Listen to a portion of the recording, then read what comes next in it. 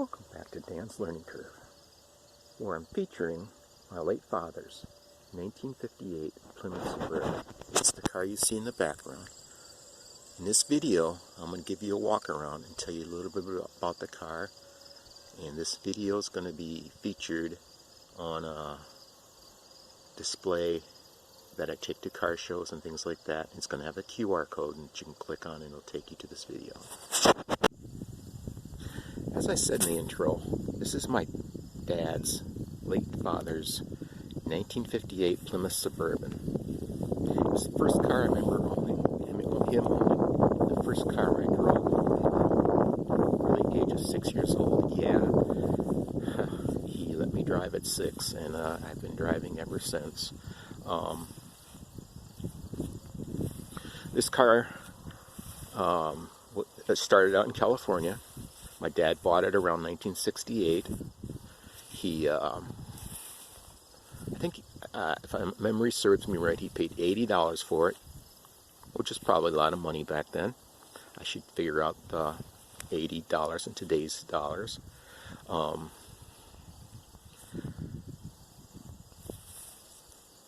remember him saying that they had to push start it to get it running from where he bought it. I imagine it was sitting out in someone's, he drove by it and saw it in someone's yard.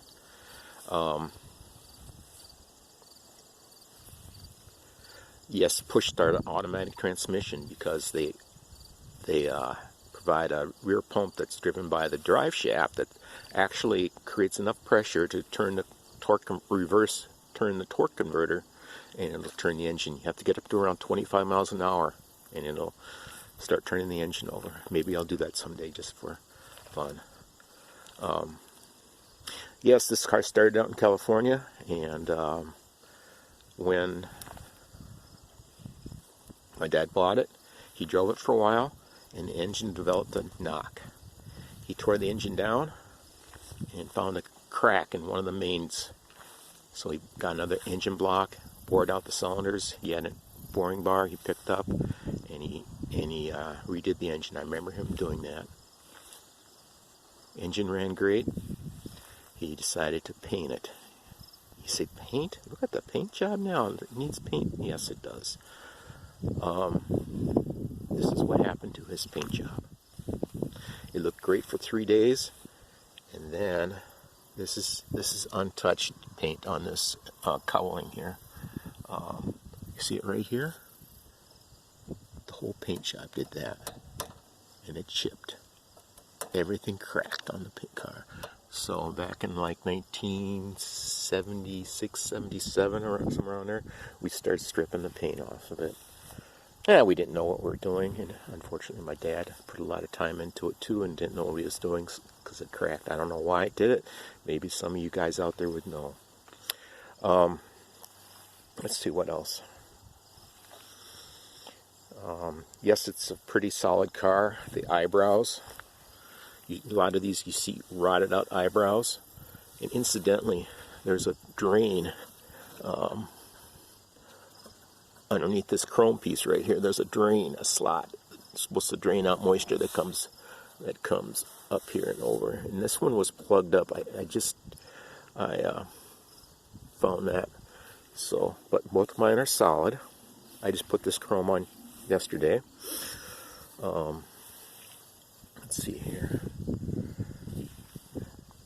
I currently don't have the money or the time to paint it, and but I'm going to drive it the way it is. So I'm going to clean it up a little more, get the, what do you call these things on the hood? Yes, it's sat outside way too long. That's why it's got, unfortunately has rust in the lowers, because it got water in there. Yes, it sat without taillights on it, without the caps on the rear here. So it got this moisture in there, rot there, and it did see Minnesota roads from 72 to the last time it was licensed was 1977,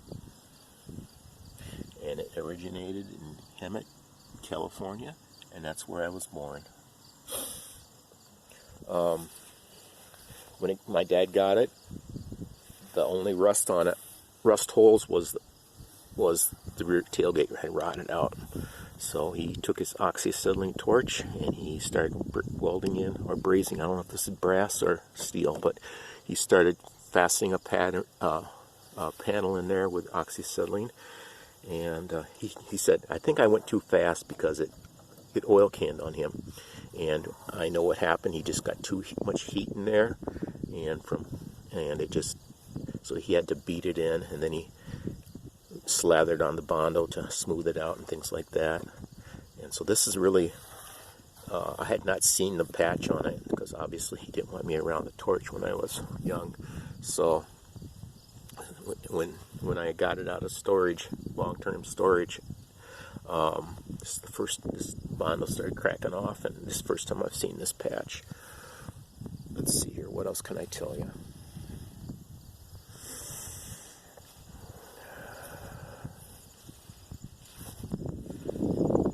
I gave up on this car doing anything with it 2 times. I just didn't have the resources or even the desire. I mean, things were busy in life, and things are still busy in life, but I gave up on it, and we could have sold it many times over for a demolition derby car. People would see it parked in the yard and say, hey, what are you doing with that old piece of junk car? Do you want to sell it for, or give it away for a demolition derby? Yeah, actually, I was appalled when they said that. When I was a kid, I probably loved this car way too much than I should have. Seriously, it was near and dear to me. Still is. I have really good memories of working on it with my dad. I learned a lot. I learned my mechanical abilities with this car. Let's talk a little bit about the engine. I said that my dad rebuilt it back in '68 because of that rod knock. Yes, the hood needs adjustment. This 318 has less than, I'm guessing, less than 20,000 miles on a full rebuild. I did a compression test on it, and lowest cylinder was 120. Highest was 150, and I'm guessing the valves, after sitting for a while, the valves were the faces have developed some pitting and stuff like that. So as they wear in a little bit, those 120s should come up to around 140 is my guess. And if they don't, I can take this apart again. When my dad rebuilt it, he did a really good job on the engine. He probably had the tolerances a little too tight, because when he was driving one time it got hot, and after that it smoked like a banshee. It got hot because he didn't clean out the radiator. So I remember him taking the top can off the radiator, taking all the solder off, taking the top can out, and rotting this radiator out. He took a piece of heavy gauge wire and hammered it flat, and rammed it down each tube in the radiator, and literally cleaned it out, and then soldered it back on. He did a really good job soldering it back on, as you can see. That's why it's got some, it's not black, it's got this silver paint on it. Okay, so it got hot, and it started smoking like a banshee. I mean, really bad. I mean, it would blue stream out the back.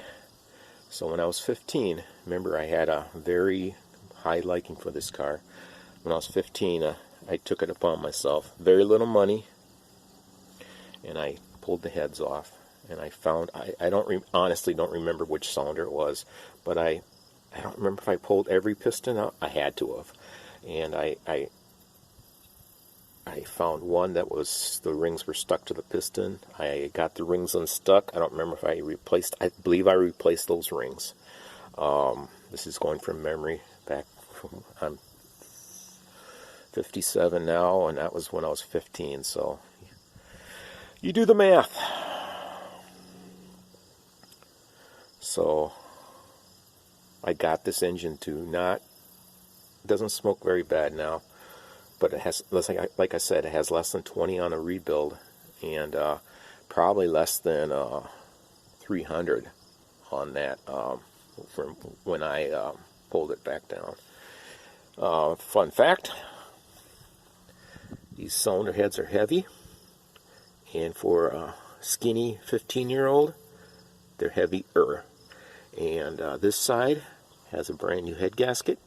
This side, I was putting the head on, I slipped with the head, and it ripped the head gasket. And I was spitting bullets. It's like, oh man, I've spent I don't know how much money it was to buy the head gaskets, but I spent the money to buy head gaskets, and I ripped it. I had the old one sitting there, old head gasket, so I put the old one on. This one has a used head gasket under this head. For right now, it's still holding. Let's see here. Starting to rain here, coming in. Should I start it up? The inside is just trashed on this thing. The rodents had their way with it, and when it was stored in a pole barn, my brother-in-law took it for me and stored it. The original plates there. I don't know if it's original or the second plate, but it's the one my dad got it with. If it was original, it probably should say 58 there. But some big rodent decided to chew its way in there and make its depository in here. So I found this. You can see where the rodents had their way with this too. But drum brake service, $28.95. We install best lining, inspect all 4 wheel cylinders, repack front wheel bearings, clean and inspect all parts, and road test the car for $30. Should see how much that is. This was back in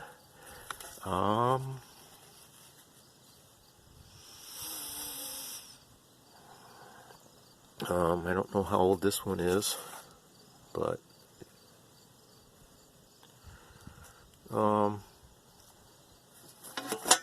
this paper, I don't really know why these papers are in here. You can see the mice had their way with it too.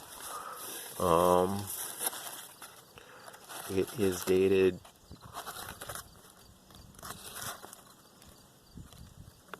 '73 or '78. So I'm guessing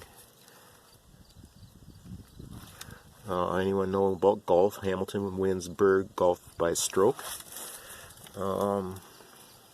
And I'm not sure why this is in here. Waltz to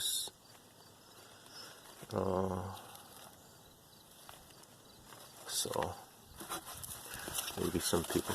Oh, here. I'm not sure why these papers are in here. 1978. That's where I saw the best date there. So towards the end of its driving life. So I just about threw this stuff out, but I might just encase it in something. Wheel alignment, $10. Imagine paying a guy to put this thing on a rack and shop make money and pay the guy. Let's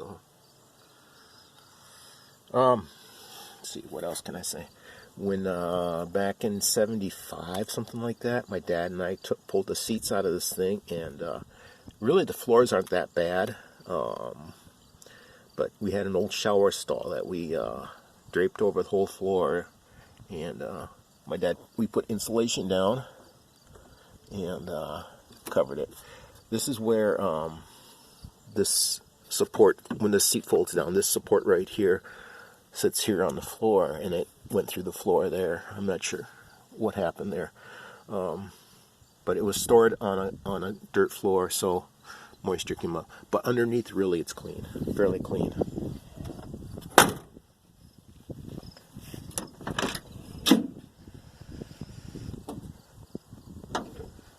Yeah, it's rough. My dad, I don't know if I don't know if he recovered this seat or not. My dad did furniture upholstery and auto upholstery. Unfortunately, I did not learn a lot from him. I know some, and I'm not as good as he was, so I'll probably attempt to recover these seats. Oh, talking about seats, let's look at this real quick. This seat was original, I believe, and it was perfect until a rodent got it to it and chewed the fabric there, but took the filling. You can feel it right here where they took the filling out of the seat. So, I'm bummed about that, but it's life. Life must go on.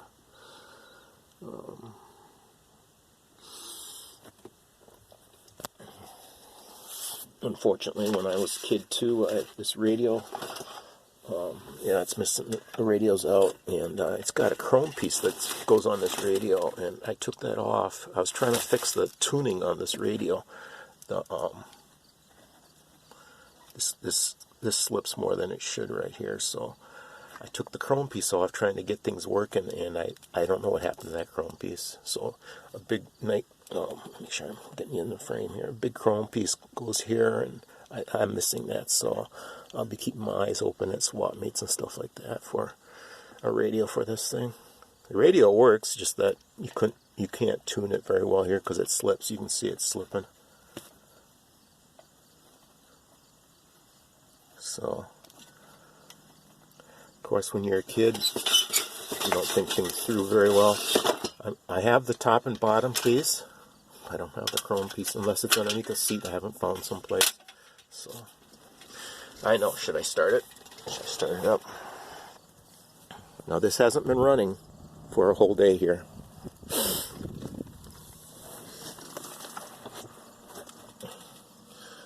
This is a carbureted car and an automatic choke. I'll explain that later a little bit. Okay, so one pump, and it does what we call set the choke. So one pump down to the floor, up, that set the choke, and it sits on fast idle. Should we start it?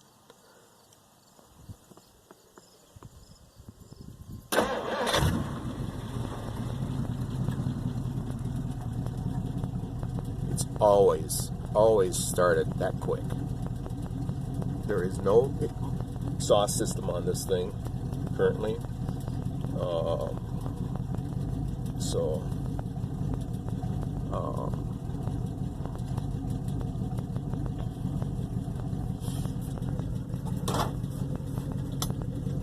This is the badge that goes on the back tailgate that I've never seen on it.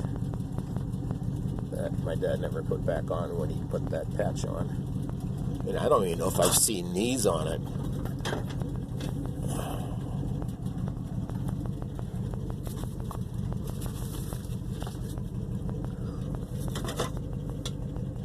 This was just the 58 Plymouth. It wasn't the Plymouth Suburban. We always just called it the 58 when we were a kid. So, Plymouth Suburban.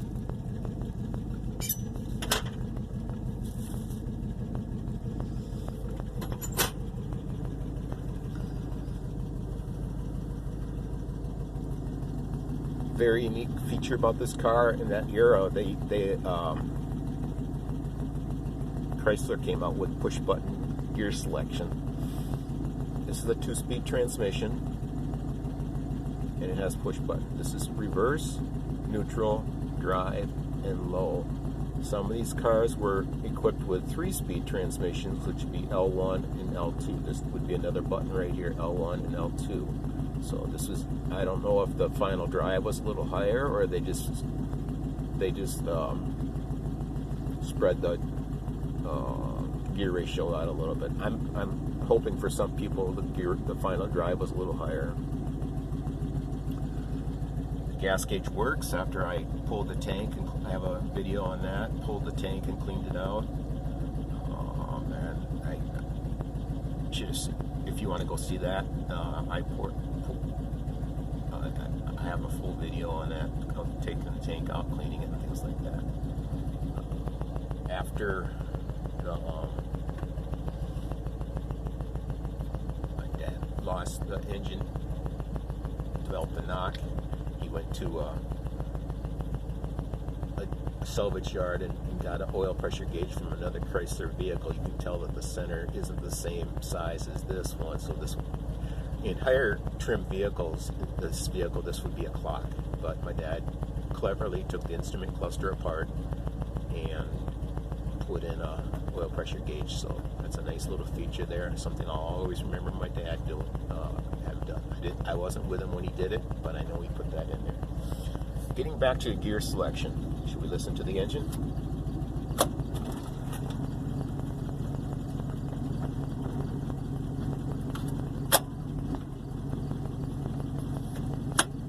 Of course, it's already in low.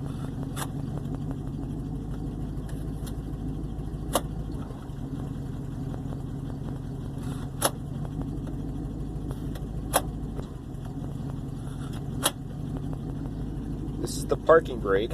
Currently the parking brake cable, it broke on me recently, but that's how you apply the parking brake. And to release it, turn it, push it down, and then let it go down. It goes down on a spring. Fun fact, vehicles used to have the high-low switch, high-low light switch on the floor, and it says button down here. And automobile manufacturers put it on the steering column, on the turn signal stick. One less component to wire.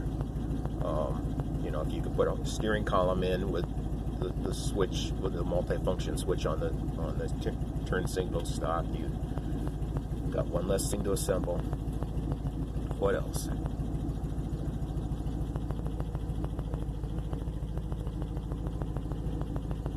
Okay, if you saw something, you have questions, give me a shout down below in the comment section. Like, comment, subscribe. I appreciate that. I'm trying to grow my channel.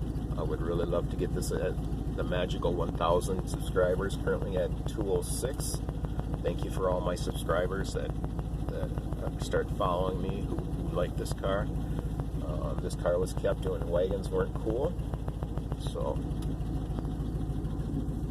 I have a video on doing a compression test on this thing. I have a video on changing the oil. So, fun fact, this carburetor, I've never had it apart. This is the,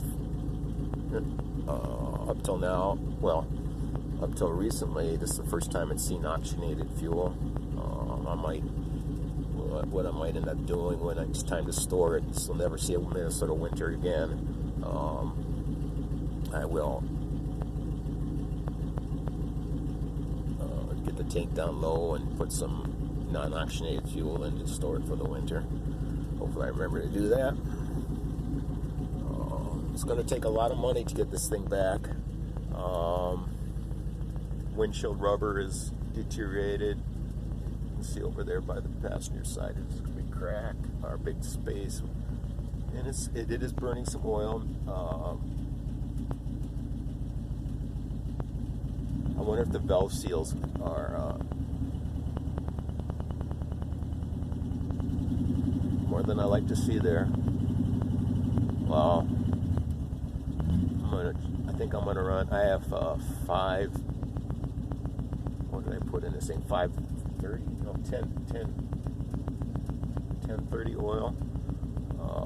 I know that's pretty lightweight, so I'm gonna run this for a little bit. Then I'm gonna put 1540 in it. And but keep in mind too that I pulled these rings out, pulled these pistons out, and freed up the stuck ones and put the other ones back in. So maybe I should have put new rings in it. But when you're 15, what do? So it wouldn't be a big deal for me to pull this engine back down again and get the cylinders a quick hone and put a new set of rings in there. And I might do that because I'd like to clean the engine up too, and that'd be probably the best way to do it. What else? Should we take it for a quick drive? Do you want to go with me for a drive? Okay, let's do that. And I think sounds like there's a tappet that's ticking yet. I haven't had the valve covers off lately, so new plugs, new wires, new cap. The points I had actually were the wrong ones, so I cleaned those up. Salvage yard battery, which is, I got really lucky on this one. Ship date on this one is,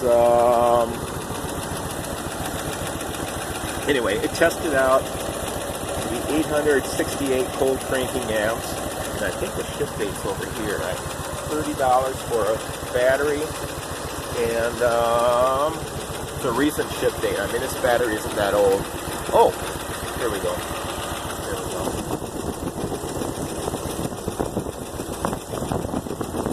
11/21 ship date. So I got a really new battery at a third of the price.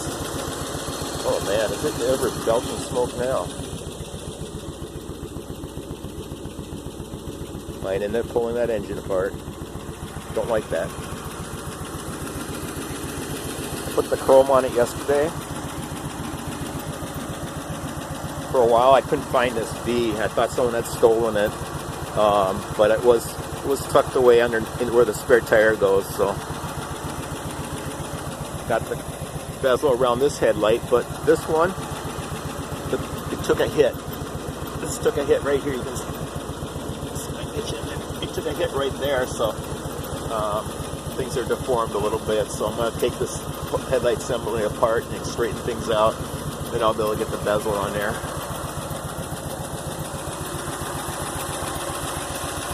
It'll be fun to reproduce this decal here.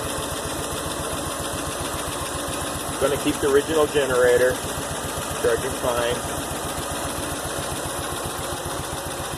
Probably upgrade the brake system to a little master cylinder, because right now any brake line, you lose all brakes except for the parking brake. So it's one back. Parking brake is broken right now, so I have another one. The parking brakes on the rear of the transmission, so I have to drop the drive shaft and things like that.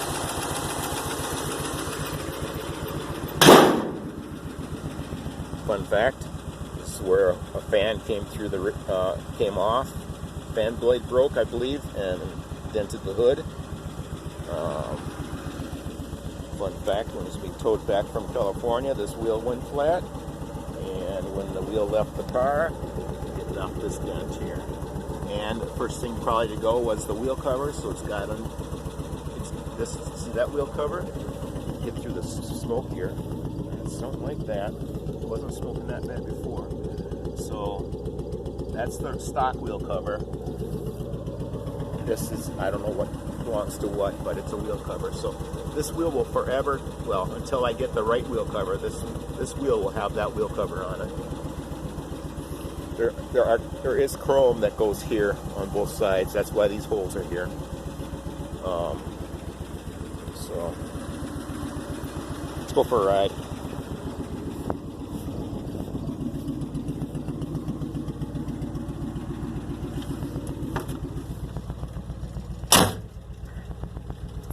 Parking brake was working, I would, like I said, release the parking brake, and you can. Oh man, is that ever smoking?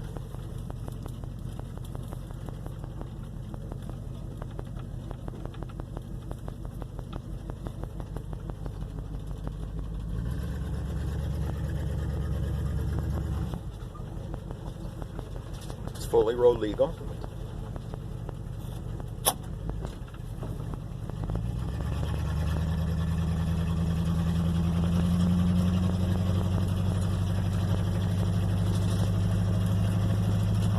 You'll hear this shift pretty soon here.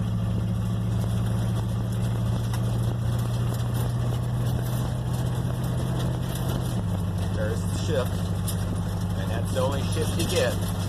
There's some stuff in the back that's rattling around. You need to get that out of there.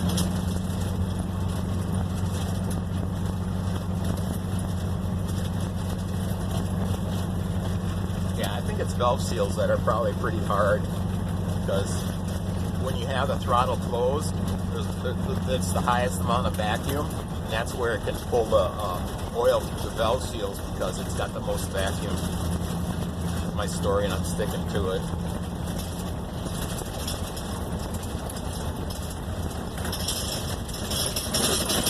Oh man, when you're trying to make a video and you hear all the rattles and stuff, but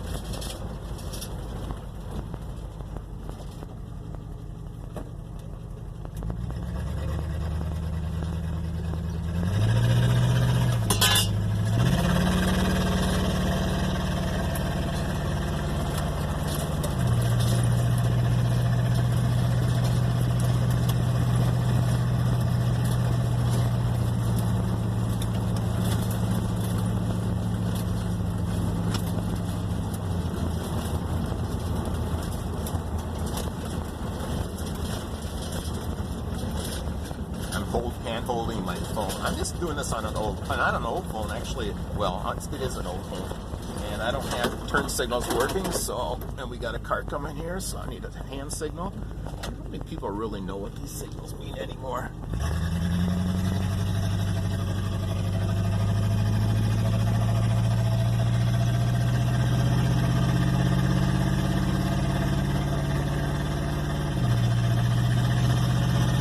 It's getting pretty loud right now. I'll get up the speed here. I don't know if the speedometer is accurate or not. I haven't tested it with a GPS or anything. I need to lubricate the speedometer cable. See that? Oh man, I need to take the head apart and lubricate the speedometer head, things like that. Because it's a cable-driven speedometer, driven off the tail shaft of the transmission, and it's a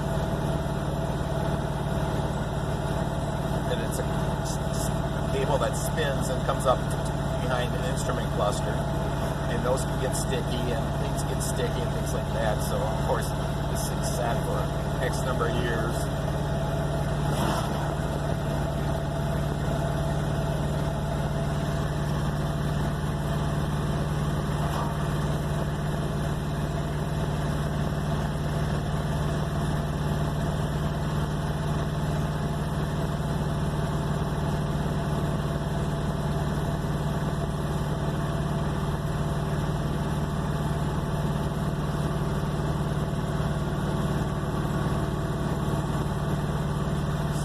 In the steering, all manual steering.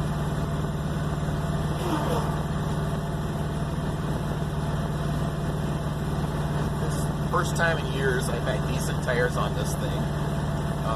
Last time when I was parked at when I place I was growing up, when I pulled it down there, I had a tire on that was hissing every turn. It was, and it's like, so I was able to buy new tires for it. I have a tire machine. I modeled them myself, saving money there. And I didn't even balance these things. I do have a balancer I need to get going, but I didn't balance this thing, and it seemed to be doing pretty good.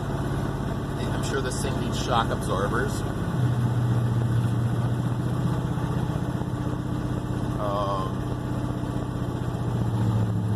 See if there's anybody to signal to if I'm going to turn here. No one needs. I don't need to stick my arm out signal because there's nobody to signal to. Downshift. There's the downshift. I think the rear end has some slop in the pinion and ring gear, or probably pinion bearings.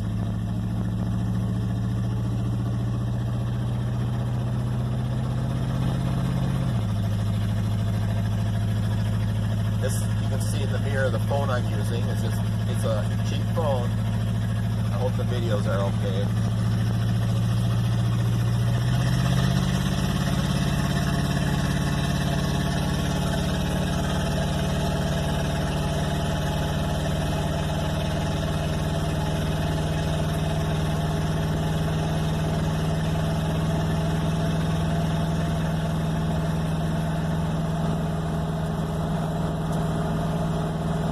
Really have no idea how fast I'm going. I'm guessing about 60.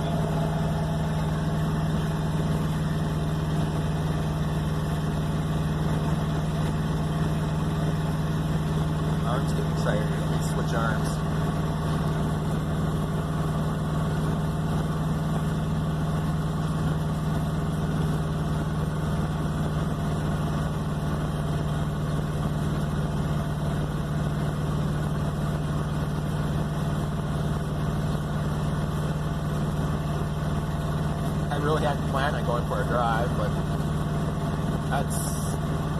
I'm not sure how much I planned for this video. I was planning on walking around and then just take it for a run.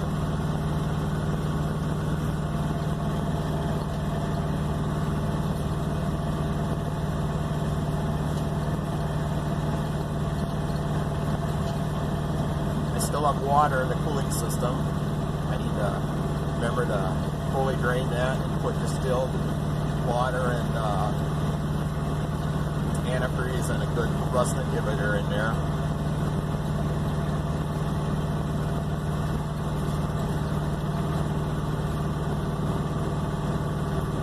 When I got it out of storage, 2 freeze plugs or core plugs were blown out. So actually 3, was it 3 or 2? I don't remember, but I put those back in and wanted to make sure they sealed up before I put antifreeze in it. So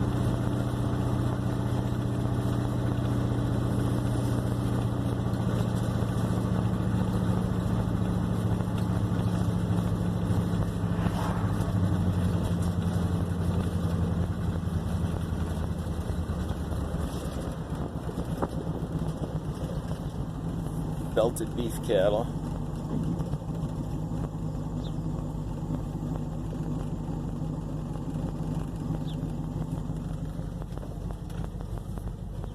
They they're bred to have a white stripe down the middle. None of those did right there, but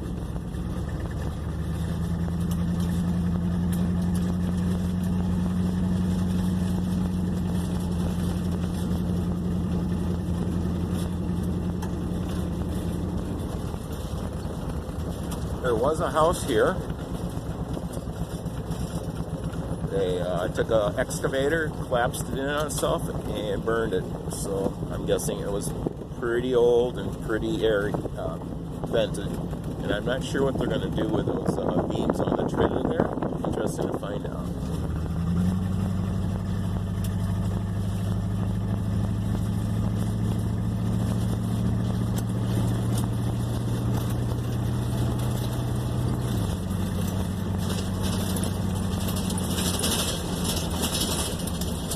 Surrounded by cornfields. Love it out here.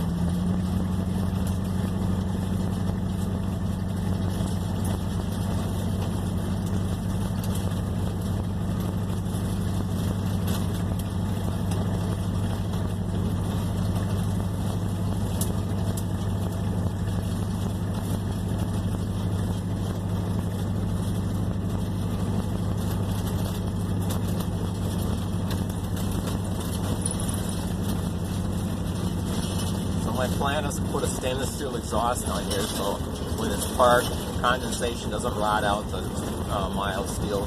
If it was mild steel, it doesn't rot it out. So brakes were not even the drum brakes, 11-inch, 2-inch wide shoes, so they weren't much on stopping power when they were new anyway. That's why they went to disc brakes on cars. There's my 1985 Dodge 1-ton plow truck. All right.